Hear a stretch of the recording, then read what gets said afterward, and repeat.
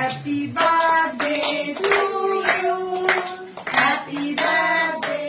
অপরাজিতা আঢ্য একজন শাক্ত হওয়া সত্ত্বেও তার পরিবারের সাথে শ্রীকৃষ্ণের জন্মদিন উপলক্ষে বিশেষ উদযাপনে অংশগ্রহণ করেছেন। 26শে অগস্ট জন্মাষ্টমীর দিন অপরাজিতা তার দাদা ও নতুন বৌদির সঙ্গে হাওড়ার বাড়িতে এই উৎসবটি পালন করেন। মায়ের ইচ্ছা পূরণ করতে দাদার বিয়ে দিয়েছেন অপরাজিতা, আর সেই বৌমনির প্রথম জন্মদিনটি তিনি নিজের হাতে কেক কেটে সেলিব্রেট করেন। অপরাজিতা তার মায়ের দেওয়া একটি বিশেষ বিশ্বাসকে সম্মান জানিয়ে রানী দিদির সাথে তার দাদার বিয়ে দেন, যিনি তার মাকে আগলে রেখেছিলেন এবং এখন তার দাদাকেও আগলে রেখেছেন।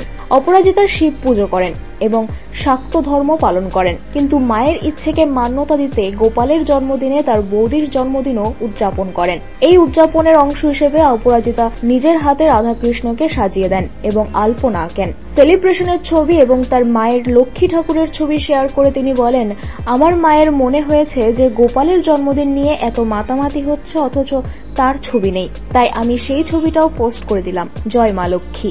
অপরাজিতার এই কাজ দেখিয়ে দেয় যে ধর্মীয় বিশ্বাসের বাইরে গিয়ে পরিবারের প্রতি শ্রদ্ধা ও ভালোবাসার কারণে তিনি এই উৎসব উদযাপন করেছেন।